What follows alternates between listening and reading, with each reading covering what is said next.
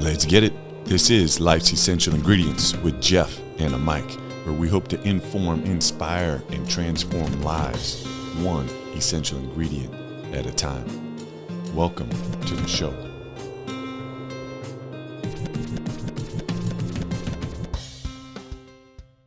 Listeners, here we go again. I am short my mic. There is some flu stuff going around, so unfortunately, Pacho cannot make it, but we are ready to go for Season 4, Episode 14 with Katherine Klimitas coming from Metairie, Louisiana. And if you're new to the show, thank you so much for tuning in. If you're a regular listener, I appreciate you. And I do want to give a quick shout out to a friend that I met on the Camino de Santiago, a good friend, Juan Felipe, and his good friend Lena just came for a visit, and they live in Germany now. And some reason we have so many listeners in Germany, and just want to say thanks for tuning in. But again, if you're new, C4 Leaders is the nonprofit that this show is part of, and we're the only nonprofit to utilize the pizza making process to create space for our companions to be seen, heard, and loved. We also write children's books, obviously host this show, and then we use the most amazing handmade, hand-tossed sourdough pizza to bring out the best in each other. So if you're interested in checking us out in that space, just go to pizzadays.org. So let's get into this episode because we are in for a treat. And I always like to start out with the best place to find our guest. And it's via her website, and it's kakartnola.com. kakartnola.com. So about our guest: artist, storyteller, public speaker, entrepreneur, dog lover, hard worker, jeweler, and someone still yet undefined. When Katherine was 5, her mother gave her first watercolor set, and Katherine's love for art was born. Fast forward a few years, and Katherine was graduating from Loyola University New Orleans with a BA in graphic design, and shortly thereafter began her art and design business. Katherine has published 2 books, has had her work exhibited in many public entities, including the West Baton Rouge Museum of Art. Katherine was born with osteogenesis imperfecta, better known as brittle bone disease. Katherine is 2 feet 7 inches tall, and by the age of 10, she had broken 500 plus bones. Growing up with brittle bone disease, Katherine's life was always a little different from her able-bodied friends. Katherine was blessed to be born into a family of veterinarians, and there was no way her parents were going to let her disease dictate her happiness. Her parents made her want to make something of herself, and she was going to be happy doing it. Period. End. Currently, Katherine puts most of her energy into expanding her reach and capabilities as a watercolor artist and motivating others to contribute to their communities. Katherine, thanks for sharing your many gifts with people all over the world, and for continuing to push yourself to be your best, and for being our guest on Life's Essential Ingredients. Welcome to the show. Oh, thank you for having me. Yeah, this is I'm pretty fired up every episode. Mike and I started this podcast during COVID, and it was just a way to connect and try and help like one person. And I've always found that one person is usually me. And so don't get it twisted. If my head is down while we're talking, it's because I'm busy taking notes. And this podcast has helped me so much. And just to be able to share space with you, who's doing incredible work on the other side of the country, just fills my heart. And just want to say thanks again for being our guest. Oh, well, thank you. I'm glad to be here. Yeah. And here we go. So we always start every episode with a thought of the day. And this one is obviously picked out for you. It's from Sugarland song, Something More. And here it goes. Some believe in destiny and some believe in fate, but I believe that happiness is something we create. Why would I pick that one for you? Well, first of all, I'm a huge Sugarland fan. So, right there, that's a good reason. I actually started following them with one of my friends who I actually met at a Sugarland concert. And we since I think we met in 2009. And since we have followed them all over the country. So we've become really good friends.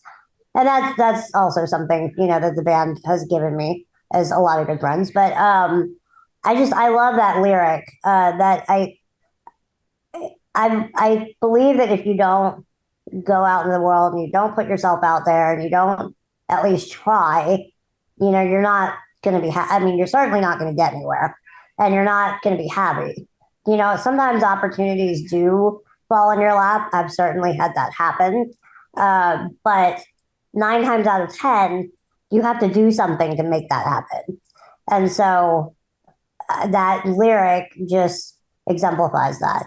I mean, that's, you create your own happiness.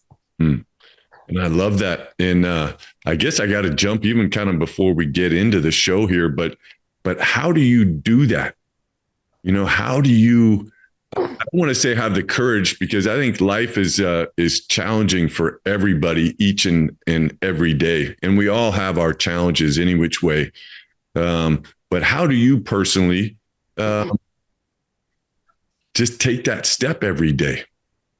There's a saying my dad used to say a lot. There was something like, you just throw a bunch of spaghetti up against the wall and see what sticks. And I mean, it's true. That's what you do. You just try a bunch of different things, and sometimes they work and sometimes they don't, and I've certainly tried a lot of different ways to gear my business. I've branched out a lot of different directions, and some have worked really well and some have been total disasters. So, but if you don't try all those things, you never know what's going to work and what doesn't. For sure. Yeah. You just got to keep cooking. Exactly. Get more pasta, put it in the pot. And exactly. That's one of my favorite food groups anyway. So I'm fine with that. Well, hopefully you like pizza. I do. Our nonprofit is so fun. Yeah. I don't know how many pizzas, probably over 10,000 pizzas we've now, and just enjoy trying to figure out what's going to, same thing with your kind of metaphor with the spaghetti, trying to figure out, hey, what's going to help people, what's going to resonate with people. And it's been fun to just try and figure that out. But I want to get into you. And this show is just about the guests and figuring out what are their life's essential ingredients. And before I get into that question, I just like to ask kind of a broad question of what was life like growing up? And you can take that any which way you want. It was, I lived in a suburb of New Orleans, basically my entire life. I went to a private grade school that I loved, that was very family oriented, very small. My parents had issues getting a school to take me because I was in a wheelchair and I needed special accommodations, but I wasn't mentally handicapped. So I needed these things, but I didn't need special ed. So it was hard to find somewhere that would do what I needed. And we found this wonderful Episcopal school 5 minutes from my house, which was fabulous. I cost an arm and a leg, but it was a great school. And I actually kind of developed my love for art there because I had a great teacher at that school that I took lessons from in school, but then also outside of school additionally. And then I had some other art teachers outside of school when my parents realized how much I loved it and that I was okay at it. They said, oh, well, let's get you, into more and more classes. So, of course, instead of doing sports, because obviously I can't do sports, instead of, doing soccer and baseball and all that, like my friends were, I was doing art classes. And let me back up a little bit. I grew up with 2 parents who were veterinarians. So life, I'd go to school during the week. We always had pets, obviously, sometimes more than others. And I would go to school during the week. And then on the weekends, I'd go with one of my parents to work.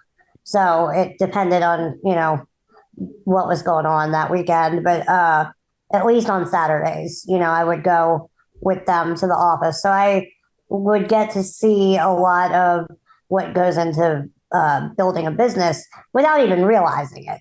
I mean, I was just a kid, but I learned, like I was counting because in that time, everybody was paying in cash, right? So I was in the back counting stacks of 20s at 4 years old, which was, I loved it.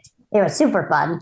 I did not understand why I couldn't keep any of them, but, um, but I also, I was a kid and I get bored. And so I would start painting my parents' clientele while they were waiting for their appointments. And it got to the point where I got pretty good at it, and people started voluntarily paying me to paint their animals. And I was like, ooh, this is cool. I'm 10 years old and I'm, making money, which is pretty awesome. And so that's really how I got started. And yeah, and I loved it. And the flip side of that is that my mom said, oh, you're 10 years old and you're making money. That means you can buy that toy and you can buy all those things that you want, but don't need. And, if you don't have the money, you don't have the money. You have to work for more. So that was a lesson I learned very, very early. But then, I graduated from that school, went to high school, which was a advanced high school.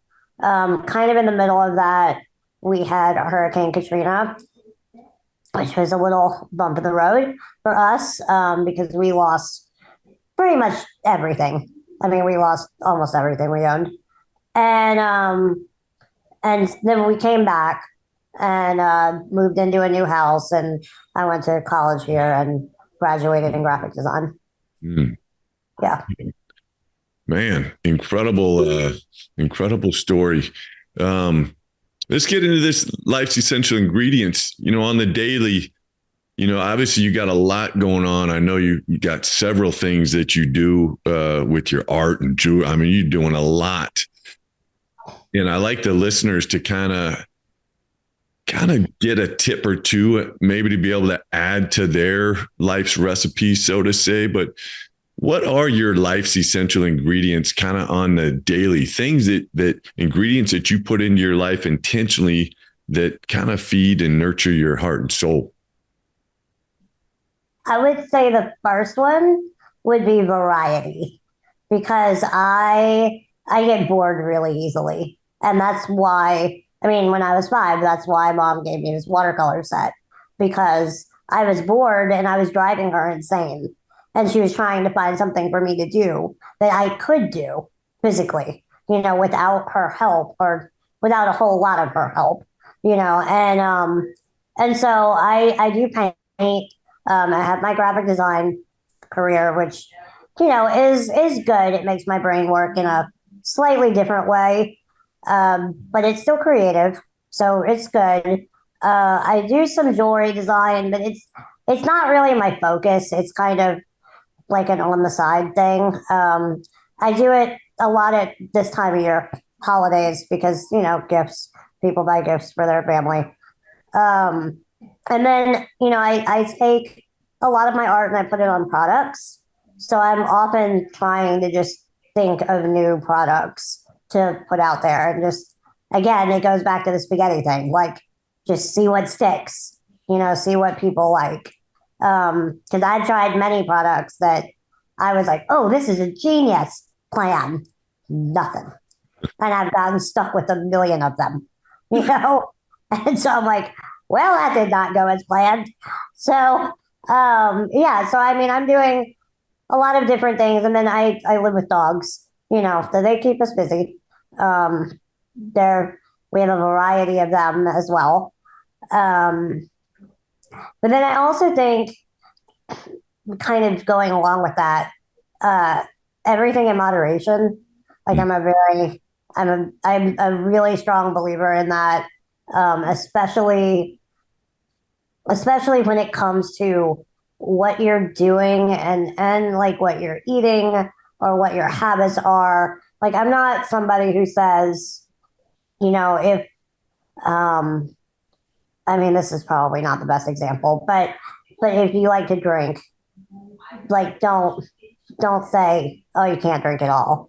Like, okay, one, maybe two, at a time, right? But don't like go out and get totally smashed every night, right? And, everything in moderation. Like, if you love to eat healthy, that's great, but it's okay to have, some chocolate here and there or whatever, right? Because I noticed that the people I see that tend to be the least healthy are the ones that have done some kind of extreme diet or extreme workout regimen or something like that, and your body's not made for that. That's not what's supposed to happen. So I do believe in that. And then also in my career, like I can't paint. I can only paint so many days in a row.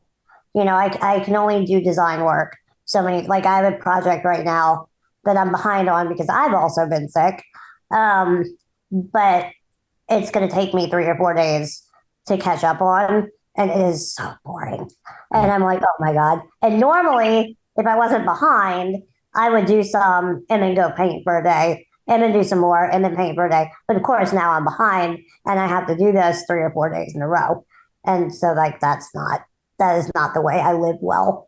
But once I catch up, it'll be fun. So yeah, I mean, I think variety and moderation, those are two big ones for me. Yeah, no, I love it. And I don't know if you're familiar with John Wooden, but he was a great basketball coach at UCLA, and he was huge into preaching about moderation. Yeah. And probably one of the most successful college basketball coaches in history. And yeah, he just kept his teams kind of hungry by not feeding them all the time, so to say. Yeah. Yeah, definitely. Yeah. So I know giving back is important to you, and trying to make your community better. And obviously it makes sense with hearing your unfortunate circumstance of going through Hurricane Katrina. But why is giving back so important to you? I think that, like, at some point, everybody needs help, right? I mean, at some point, even if you're the most independent person in the world, like, at some point, you're going to need something from somebody. And you're not going to necessarily be able to repay that immediately, right? And I think it's important to support people when that's the case. Again, everything in moderation, though. I mean, you give a certain amount, but at a certain point, people also have to do for themselves, right? So, and that is a really hard lesson, and one I have not learned well, which is, you can't fix somebody who doesn't want to help themselves, right? And that's a really hard lesson to learn. But I think it's we obviously give to a lot of animal charities here, local ones, and of course, because we have a soft spot for animals. I work for the New Orleans Musicians Clinic and Assistance Foundation, which is a nonprofit that provides New Orleans musicians with health care, no matter whether or not they have insurance, which is really cool because a lot of them don't live in the best lifestyle, right? So they don't, they're unhealthy. They don't have access to the food they need to be healthy or the medicines they need. And so it's something that helps supplement that. I also work with NAMI Southeast Louisiana, which is obviously most people know NAMI, for mental health, which I'm finding, and I mean, maybe this is just because I'm an adult now, but it seems like the need for that is so much more than it used to be. And I don't know exactly why. I guess it's the environment we're living in now. That's a whole nother podcast, I think. That's but, true. Yeah. but yeah, they do fabulous work. And I've worked for a few other nonprofits. There's a nonprofit called Magnolia Community Services here that works with adults with learning disability or just developmental disabilities. And so they try to get them into, if they can work, into the workforce, or at least let them lead a good life, in some way independent from their families, which is very cool. And they do a lot of good work too. Yeah. Man, thank you so much for giving back. And obviously we're speaking the same language. This show is part of a nonprofit called C4 Leaders, and it's a grassroots nonprofit, but all run by 100% volunteers. We charge money for what we do because it's pretty expensive, to be honest. But it all goes back. And so, I love hearing that you're so giving. And I guess my question, if there's maybe a listener that's listening in, like, man, I've never even thought about volunteering, definitely even for a nonprofit. My question to you is, how does it make you feel with all that you're doing? Kind of why do it? Well, some of these nonprofits I actually work for. So, some of it is a job, right? But some of it is volunteer because it's, obviously nonprofits have a very strict budget, right? And sometimes the job just does not fit in the budget. And most of the time, generally speaking, I still do it no matter, what the case is, right? And again, I think it's just it makes you feel good when you see where it goes. So like specifically, the easiest example is with the musicians clinic. When you get that testimonial to post on Facebook or whatever, and it's the musicians clinic helped me. I'm a New Orleans musician and I gig every night of the week, but my hearing is going, and they helped me get an ear doctor appointment, and now I have these really cool inner ear monitors and I can hear now, so I can still do my job. That's cool because you're seeing exactly where the money's going. Like it's not going to somebody's pocket, which is nice. Yeah. I loved on your website. And again, listeners, the Katherine's website is kakartnola.com. But on your site, you kind of have some different tabs and stuff. And I love your find your something. Let's talk about that, and how, if there's somebody listening in that's just not in that space, they don't know what their something is, what tips would you give them? So first of all, I believe that everybody has something. Of course you run across those people who say, well, I don't have anything. There's something. You have something. And it goes back to just throw the spaghetti against the wall. Just try things. Think about like what you're interested in. If there is an art class you've always wanted to take, or a book club you've wanted to join, or I don't know, go volunteer for a nonprofit, go walk some dogs.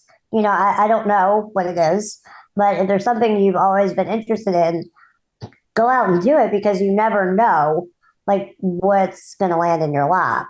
The story I usually tell when we talk about this is I go to Jazz Fest every year, which is this huge festival that happens in New Orleans every year. And Rod Stewart was there one year. And my friend and I, the friend I met was Sugarland. My friend and I, because that's where we met, was Jazz Fest. So it's our tradition to go every year for at least a weekend. And so we were like, oh, Rod Stewart. And of course, she's a little older than I am. And so she was like really into Rod Stewart in the 80s. And I was like, yeah, my parents listened to him. I like him. I knew some of his music. that was fun. Yeah, let's go camp out and see Rod Stewart. Okay. So we're there from, 11 in the morning on, and it was super hot. And I mean, I was sunburned quite badly that day. And he kept, like, we were in the front, and he kept looking at me and her and kept singing to us. And I was like, I don't know these words. This is not good. Right. And so I'm like sitting down there basically faking it. Right. And he gave me one of his signed soccer balls. So one thing he does at every show is he kicks out soccer balls into the audience that are signed, which is cool. So he gave me one of his signed soccer balls. And then he points at us during like the second to last song and he goes, do you want to come backstage? And we're like, okay. So we end up backstage with him and his family and his entire band, which was crazy fun. They were having a party because one of the backup singers was going to Broadway or something. So that was her last show. But there was cake and alcohol. And I mean, I had a glass of wine with Rod Stewart. I mean, it was crazy. But my friend, she happened to have my card on her, and she's kind of half joking, saying, hey, Rod Stewart, if you ever need some graphic design help, Katherine loves to design for musicians, which I do. And he's like, well, actually, I have an album coming out in whatever it was, September, and I need cover art. Do you want to have a go at it? And I'm like, okay. So he brings his manager over and I talk to her and she says, okay, I'm gonna get back with you on Tuesday. I have all your, and I'm like, we're leaving. It's dark at this point. And I'm like, it's not gonna happen. Like, there's no, like, really? That would never happen, right? And she did. I mean, she got back with me. She gave me the specs. I went back and forth with her over like, I don't know, 3 months, 4 months, with design ideas and whatever. And it came down to 2 designs. One was mine, one was somebody else's. And unfortunately, he went with somebody else's. But I did get paid for my work, which was cool. And he, we go to a bunch of his shows and we got to go see him in Vegas and go backstage and hang out and all that. And it was awesome. But I would have never, like, I didn't wake up and say, oh, I'm going to get backstage with Rod Stewart today. Now I know all his music. Oh, what a great story. That's incredible. And an incredible experience to go through, that level of kind of critique on your work and to get oh my God. It was so stressful. It was so stressful because like I'd send something in and then I'd hear nothing for like 2 weeks. And I'm, of course I'm sitting there going, oh my God, he hates me. He hates my work. I did a terrible job. I totally lost this. I just disappointed Rod Stewart. Like, this is horrible. How did I do this? And then his manager will get back to me and say, oh, he was on holiday. I'm sorry. I'm like, oh my God, holiday. Okay, great. Thank you. Oh my goodness. Yeah. Anyway, but yeah, it was a great experience. Fabulous experience. And I love how music is such a big part of your life. Yeah. It always has been. Yeah, I wish I was the same way. Mike and I, we played basketball. Not this has anything to do with basketball. I guess it kind of sort of not really does, but basketball is you kind of play a little bit more beat, and it's and so you don't really pay attention to the words. It's more like the creating rhythm. And so I didn't really grow up then listening to so much music. And now I'm retired and I'm trying to learn the guitar. Yeah. And I'm having so much fun trying to learn, but I don't have like the foundation of songs in my head to even get the melody. So and I haven't been listening to music like I need to. I really need to have it on 24/7 to just start getting that foundation. Yeah. My dad taught himself guitar. And he loved it. He actually loved basketball too. funny enough. But yeah, he got pretty good after a while. So lots of practice. Yeah. Hey, a whole just random, I don't know why this random thought came to my head, but we were out, Mike and I, and then our other best friend, Paul, and Mike's uncle, Johnny. We were out in New Orleans several years ago for the Red Dress Run. Oh, that's fun. Have you ever seen, been? I haven't been, but I've seen it. Actually, I have been once, but it wasn't on purpose. Yeah, I was going to say. I didn't realize it was the same day. Yeah, we went into the quarter for lunch or brunch or something. And yeah, it was the red dress run. And we were like, oh, okay. Yeah. Yeah. Yeah. Listeners, if you're unfamiliar, New Orleans, I think it's still in August is when we did it. I don't know if it changes or not, but no, it's always the same weekend. Yeah. Some point in August, you get, I don't know how many thousands of men run the streets, and there ain't no running. There's no race. So I don't know why they call it red dress run, but thousands of men dressed up in a red dress. So just get a visual on Mike and I, 6'8" and 6'7", and it's not a good look. But just going through the whole quarter, having so much fun. And then we went with Uncle Johnny, who's got a lot of family and knows everybody down there. It was an incredible time. Hey, at least you missed the naked bike ride, because that happened too. That's a little different than the red dress run. Oh, man. Yeah. Oh, yeah. Oh, yeah. We have fun down here. Yeah, I bet. It's good. But just to be clear, I do live in the suburbs. I don't live in the quarter. Yeah. Like in the city. Yeah. Yeah. Hey, we have something in common that we both live in pain. I've had kind of moderate arthritis since I was 29.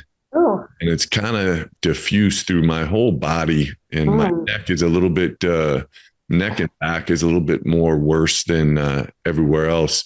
But obviously with your disease process and breaking, 500 plus bones, and I'm sure, unfortunately, so many people live in pain, but any tips for somebody that's out there that is suffering through pain? I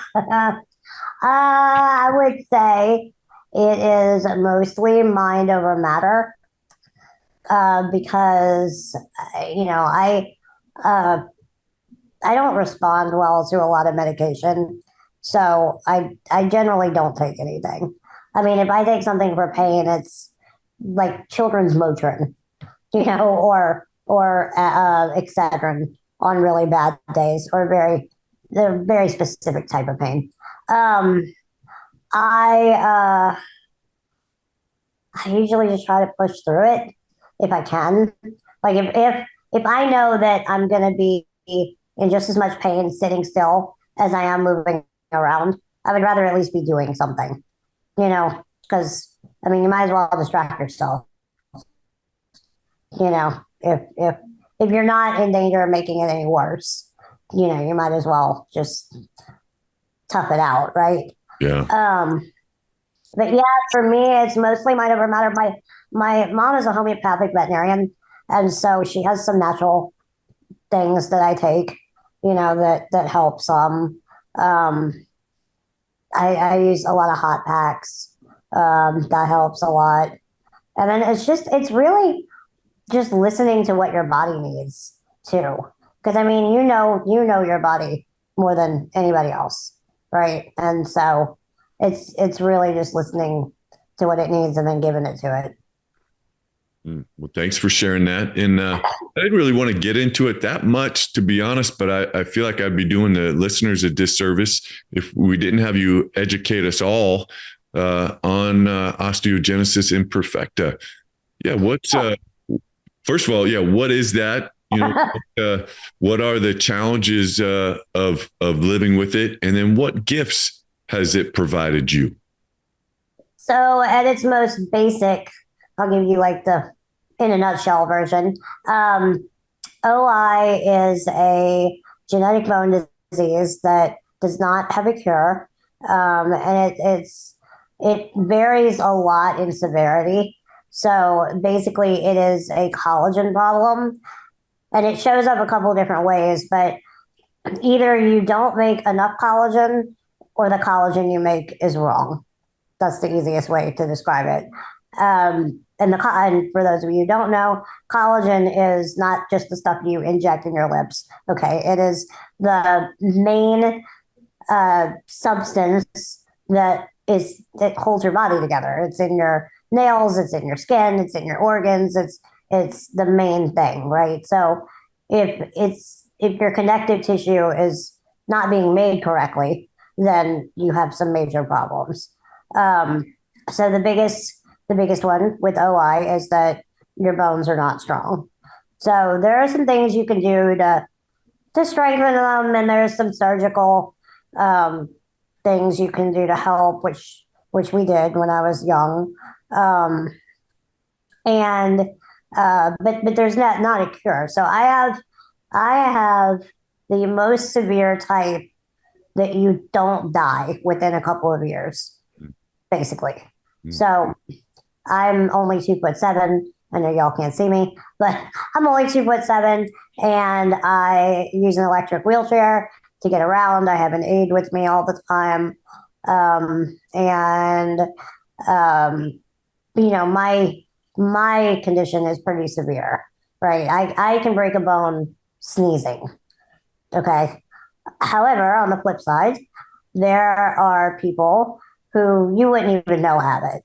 Like unless they told you, or unless you knew the very specific facial features and body type to look for, you wouldn't even know. They might be a little short. That's about it.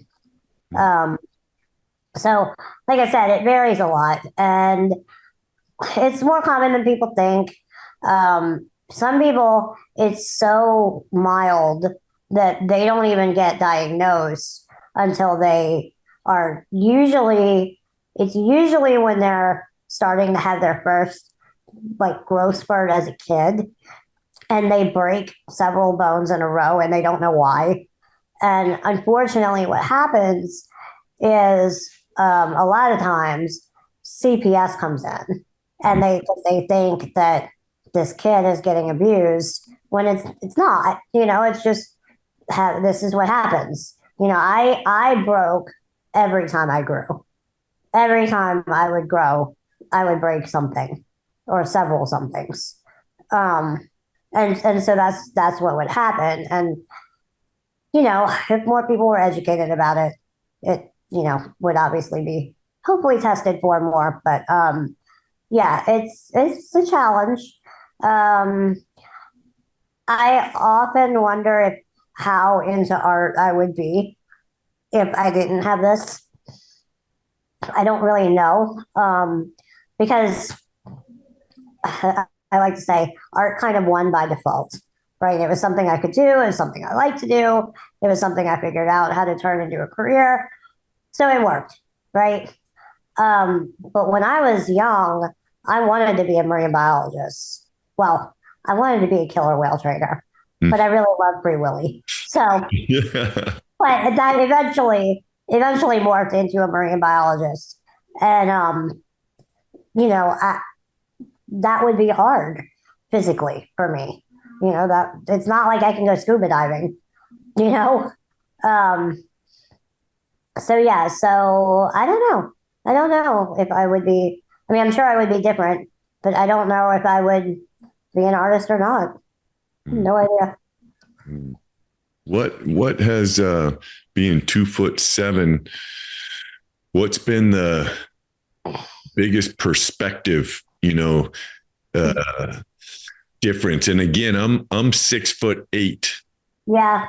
And I met Shaq once, and he's 7'1". Yeah. Yeah, we had and at the time I was he 7'1" or 7'2"? I think he's 7'1".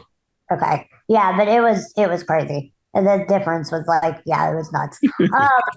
But anyway, so one thing about OI is it's hard for me to sit up for a long time. So I work laying down. And that means that I'm painting and drawing laying down. And if you never tried to do that, you should, because you'll see that it doesn't come out right if you don't know how to compensate for that angle. And that's something I learned as a teenager with an extremely gifted art teacher.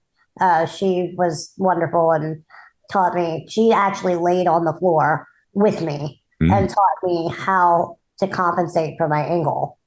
And yeah, and so that, I mean, as far as perspective goes, like that's a huge one. And also, I'm always figuratively and literally looking up. Like, I look up at people, which is fine. I don't mind. It's normal for me. Like, it doesn't bother me. But, like in New Orleans, we have a lot of storms and hurricanes, and I am the first one to find the spot on the ceiling because I'm always looking up. You know, I'll see the bug in the corner. Like, that's just, and then I'll leave the room and let somebody else handle that. But but it's normal for me. Like, it's not weird. Like, it's not strange. It's not bad. It just is. Yeah.